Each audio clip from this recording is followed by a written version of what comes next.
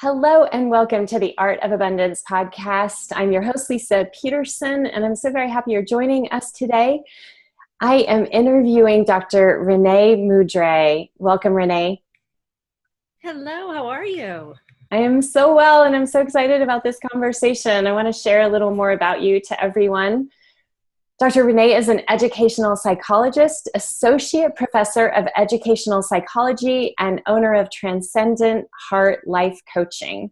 She's a leading researcher and expert in emotion regulation, management, and recovery after trauma.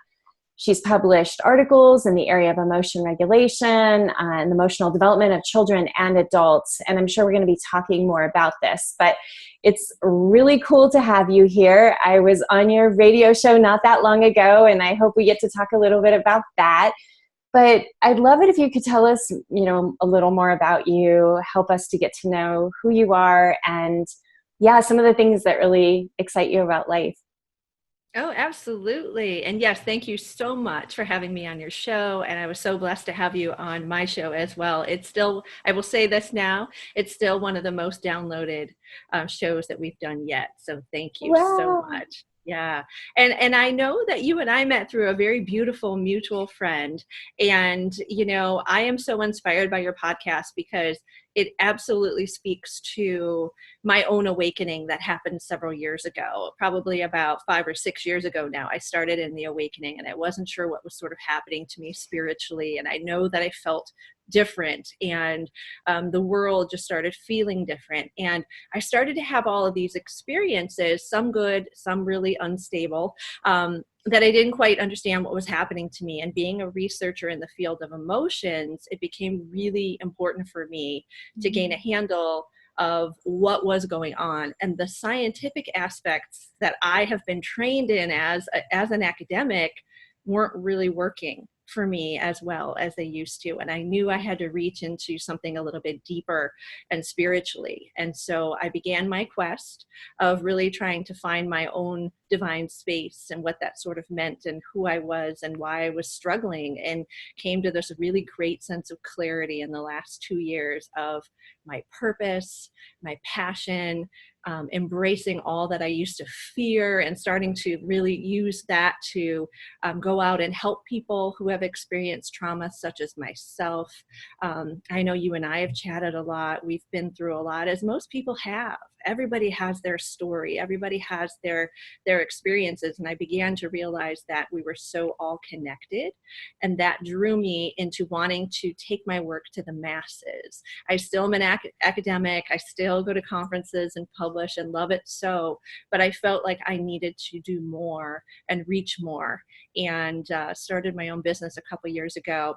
And recently, probably just in the last year and a half, really launched it and have been doing amazing work with people, helping them transform their lives, reach high levels of abundance as your show definitely is teaching us about, and also learning to heal my own self from all the things that I've been through. So it's there's so many different things. Something that was coming up really strong is you're familiar with the Kaiser ACEs study, I'm sure. Can you talk a little bit about that? Because I came up this past recent retreat weekend that I was hosting, and I was telling people about it, but I think it'd be really cool if you could talk about it from your background.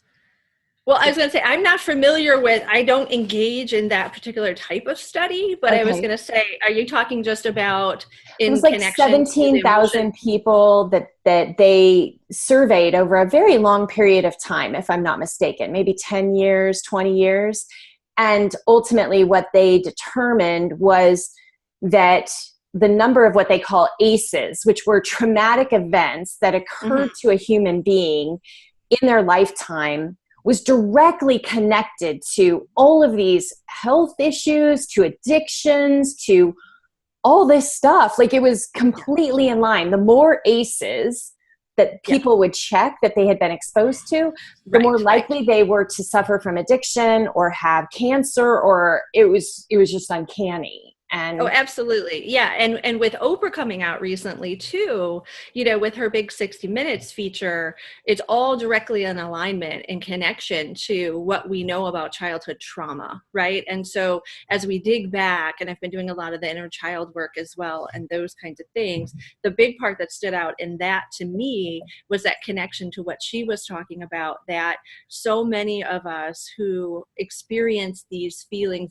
these emotions, these realities as adults, when we go back and we really dig deep, like you said, we find this enormous list of traumas and experiences, because trauma is trauma. Trauma is a very subjective term in a way. It's all about how we perceive what has happened to us and how it gets defined as a trauma. And so some individuals might say, well, that doesn't seem so bad. But to that individual, that was very that was very significant. And we have to honor that was their trauma. And so these traumas, these things that we've all experienced, we find that there are these correlations between these realities of the number of those things that have happened to us and to the way that we can manage and express our emotions as we grow, and or learn to suppress them is what many people do as well. So absolutely, yeah. And this has been really big.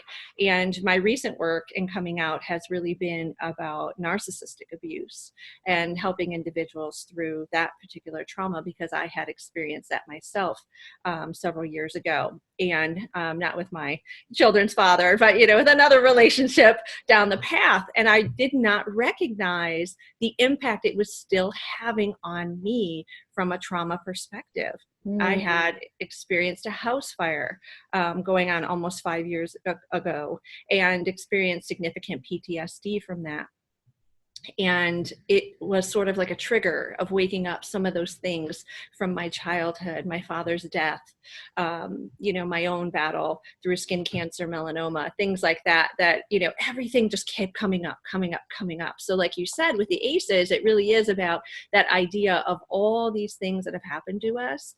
And the more that there are, the higher the levels of trauma, the lower level of healthful emotional expression, emotion regulation, and obviously the higher potential incident rate for depression, anxiety, suicide, those kinds of things for sure as we get older.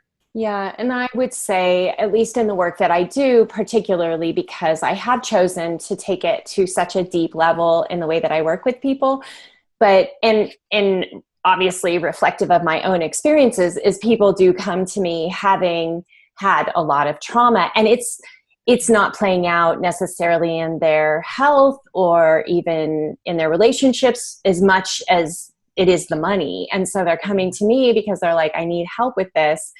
And I've tried a lot of stuff and it hasn't worked. It hasn't helped me. And I'm guessing this is what you were also finding out with your psychiatric background.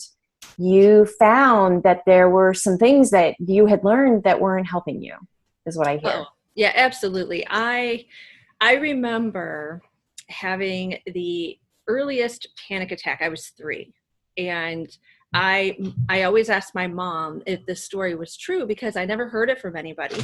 And she said, how do you know? How do you know that happened to you? And for some reason, I have this very vivid memory of that experience. And from the time that I was very young, started to have really profound panic attacks. I remember in school never feeling energetically in alignment with the classroom or what was happening. Always feeling overwhelmed, right, by the energy, by movement, by things that were happening to people. And it was just this continued, I was a very good student, I connected academically, I was in athletics, I did a lot of the things that normal, students who don't suffer from anxiety and panic and those kinds of things get to do. But yet there was this thing that just kept pulling me back and pulling me back. And I decided at that moment I had to go into psychology because I had to help myself. And I knew, because I saw my father struggle with depression most of his life, that I wanted to save my father. Honestly, that's what I really wanted to do. And unfortunately, I didn't get to do that. But I wanted to help him and help myself. And so I went in and started my research, started my studies, and yet all the knowledge that I acquired still was not helping me. What was it that was not helping me? And I got to this space in my own reality that, contextual knowledge is important. It's very helpful, absolutely, that I know the things that I know. And it also is, I think, significant in the sense that it also tells you what you have to just surrender and release and be a part of the greater universe, and know that when I stopped trying so hard to fix, when I stopped trying so hard to control, and I just allowed things to start to really come as they should, from infertility that I struggled with, to anxiety, to PTSD, the less I tried to hold on, the greater the healing sort of came. So, yeah, that was really, really powerful. And so you're still bridging these two worlds, aren't you? Like are you teaching psychology oriented classes at the Yes. university? Yes. Yeah. And you're a life coach. Yeah. Yeah. So rather than, are you not operating as a psychotherapist then in your No. one-on-one practice at all? No, I'm not a licensed psychotherapist. Will Okay. never pretend to be one. But yeah, no, I'm an educational psychologist. So I'm trained more in the areas of learning and development, particularly with an emphasis on emotion and brain development. And so we predominantly work in higher education, P-12 institutions, trained teachers, school psychologists, counselors, things like that, and working with students, measuring learning, assessments, things of that nature, and really aiding them in aligning traditional pedagogy instruction with emotional health and well-being of students. So I think it's like the rock star area to be in, because yeah, I'm a little, biased there, but I get to do the best of both worlds, which is, traditional scientific, quantifiable type research, but at the same time, I know the limitations there and say, yeah, but there's certain things that we see every day that are simply true, and we can't explain why they are. And so the limitations of scientific research sort of got me to want to come into doing more and get in touch with my spiritual side that I always have had as a child, being a very intuitive and, in touch in that way. And so it's really nice to be able to do that. And I've actually incorporated a lot of this into my teaching, and I'm now teaching millennial students. And I know I've been teaching for 23 years, I'm telling my age, but I have, that my millennials are so different emotionally than my Gen Xers were when I started my career. And Yeah. that's why I have to keep doing the work that I'm doing, because I want to see this generation of individuals succeed. I see my children being different emotionally than I was, and the universe feeling different. And so I so love being in this place, this interplay of these two fields, because it allows me to kind of do the best of both things. Wow. So what's something that you notice with millennials that inspires you to need to want to teach this work to them? Well, having been a high school teacher prior to my career as a professor, I remember wholeheartedly feeling hopeless at times, that I couldn't do all that I wanted to do. I couldn't reach my students the way that I wanted to. If I could go to their houses, I wanted to go and like fix their families and take them home at night, and right. And as a coach, I was able to be with some of my students beyond school hours and things like that, and in school related organizations. And I would hear the stories, and I knew from my own upbringing, a connection to that. But then standardized testing sort of came in the early 90s. And it seems to have been an interesting universal point that when that started to happen in schools, there started to be this shift of, well, there's a right way and there's a wrong way.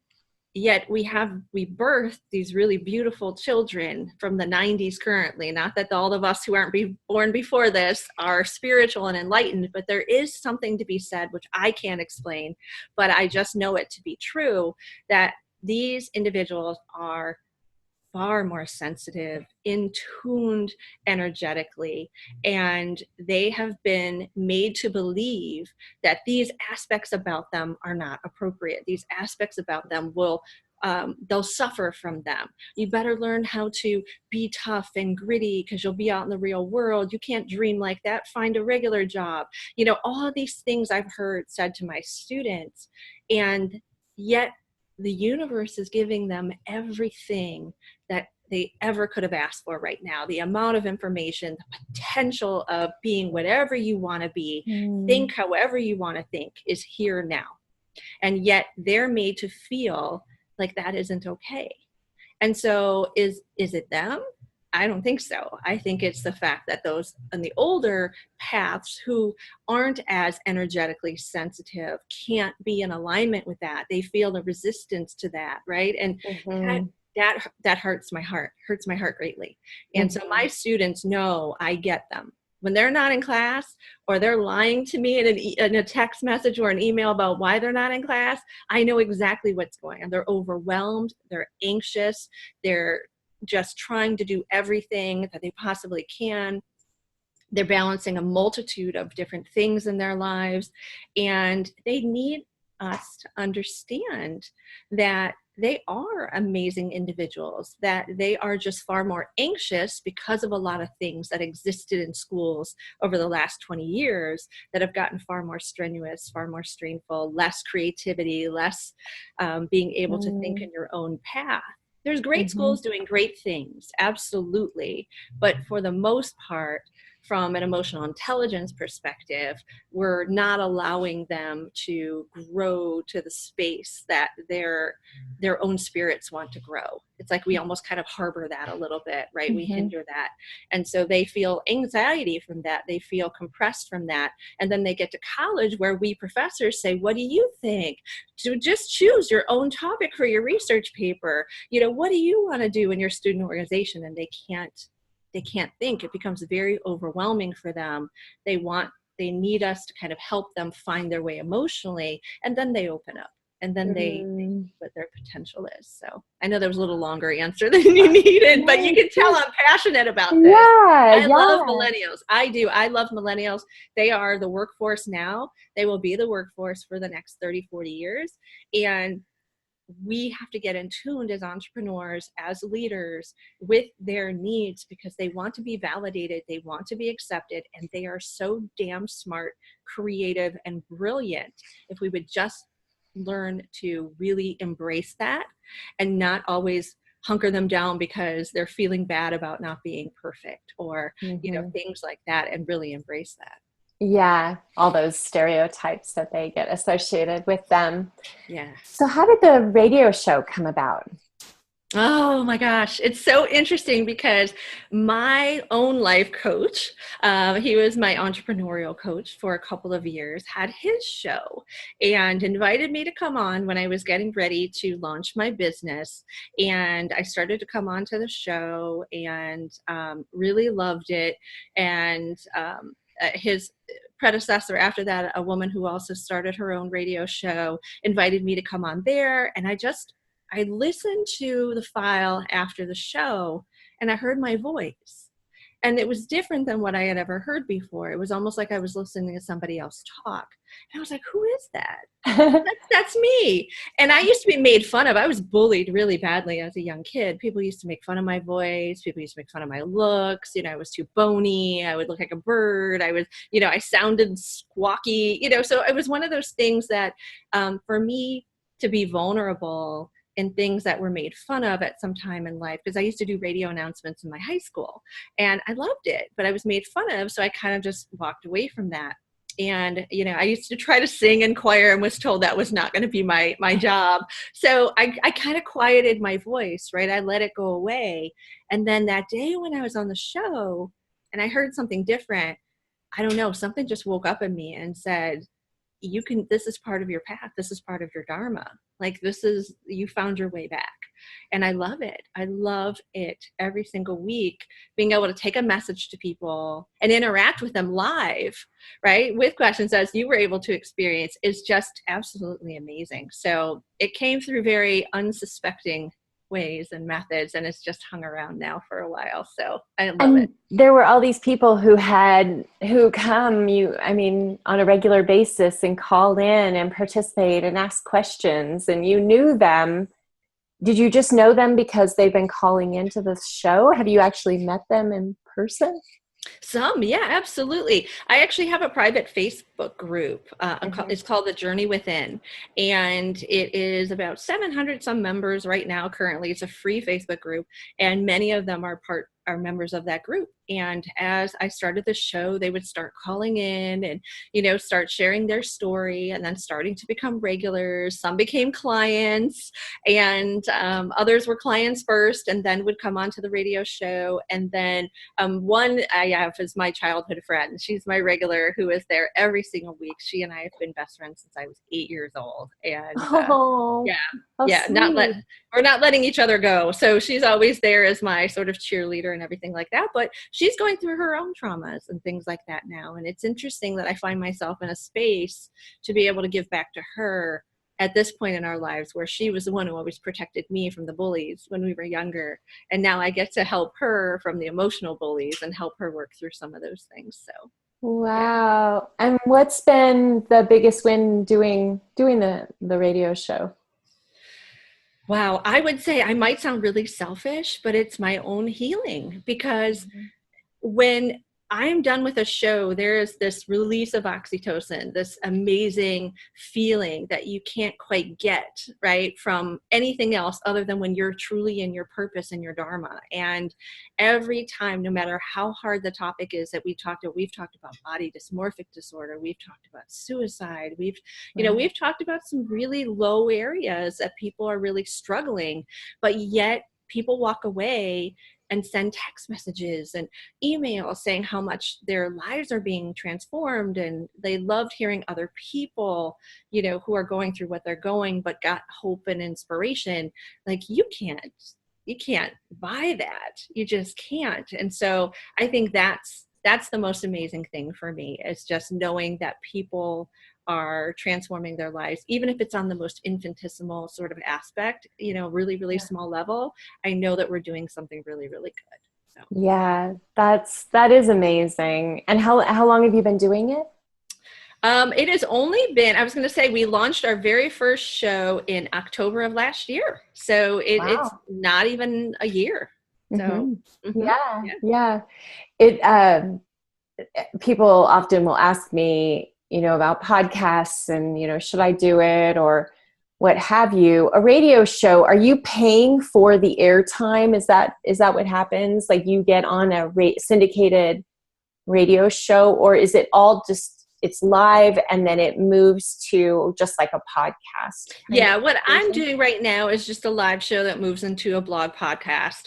And it's available on iTunes and things like that as well. So you rent the sort of online studio space per month, which is really cheap. It's not expensive at all. Good. And they do all of your RSS feed and send everything over, all that's kind of done. And then if you, which I'm going to say, when we get enough followers and traction and things like that, we get invited to the syndicated shows and become part of a bigger group, and those kinds of things. And definitely things start to pick up for you there. That's my hope. That's my goal. I never thought I would find myself at this point in my life really hoping to be, a pretty big radio show host, but that's really what I would love to do. So. Yeah, it's fabulous. I mean, I grew up listening to the radio, so it's like I used to try and interview my teddy bears or anyone who would answer questions with my recording. It had the mic attached to the recorder,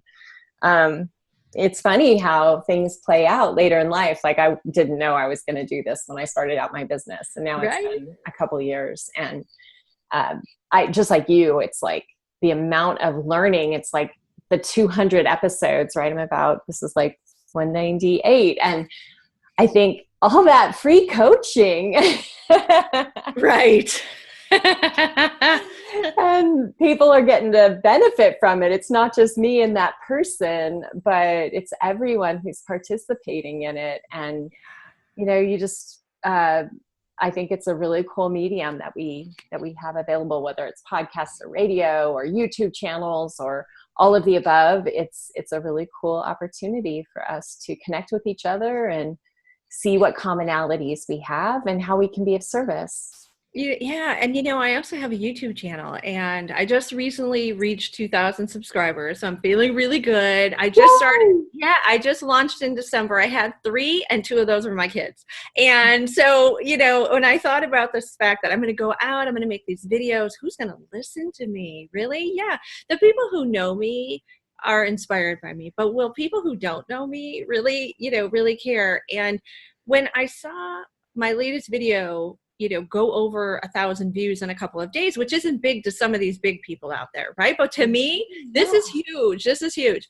And I thought, who are these 1,000 people, right? Where are they? What's their story? What are they going through? That's what I think of now when I create this content. And it really is personal. Everything I do that I talk about on my show, everything that I do on my YouTube channel are things that I've lived through personally, from a traumatic experience or from a growth potential, because I also have the Heart and Soul Parenting Corner YouTube videos too for parents. And so while I haven't faced trauma as a parent, besides, postpartum depression after my kids, but I think that it's just so amazing that there's always somebody that can just learn something, right, from you because of your struggle, because of your journey. And that's just been so remarkable. And what are you up to now? What are you working on? Well, I just recently launched the Narcissistic Abuse series. It's a series of 3 videos where I interviewed Kim Saeed, the owner and founder of Let Me Reach. She's a huge YouTube person out there, and has one of the very first individuals who really started bringing attention to narcissistic abuse, because a lot of people didn't recognize it as a legitimate traumatic experience. But we actually have done some videos on long-term narcissistic abuse and brain damage, childhood trauma that results from it, from being in that experience, and how difficult that journey to heal from that trauma actually is. So we just finished that. Some videos are out now, and the last one's going to be released maybe tomorrow. We'll see with my editing quality, but maybe tomorrow. And then I've been doing a lot of meditations, a lot of healing meditations, things of that nature. And a lot of individuals have been, asking me to do a lot more in relation to what I call emotional synchronicity, and, really trying to do some more demonstrations, how-to videos on how individuals really can raise those levels of emotional intelligence, emotional awareness, emotional healing in their own lives. So it's a little bit of everything out there, but the central focus always comes back to emotional well-being and emotional attunement. And where do they find the series that you're talking about? Oh, so it's on my YouTube channel. Just look up Dr. Renee Mudrey, Mudrey, and you'll find my channel, and everything is right there. So. And your website? My website is transcendentheart.com.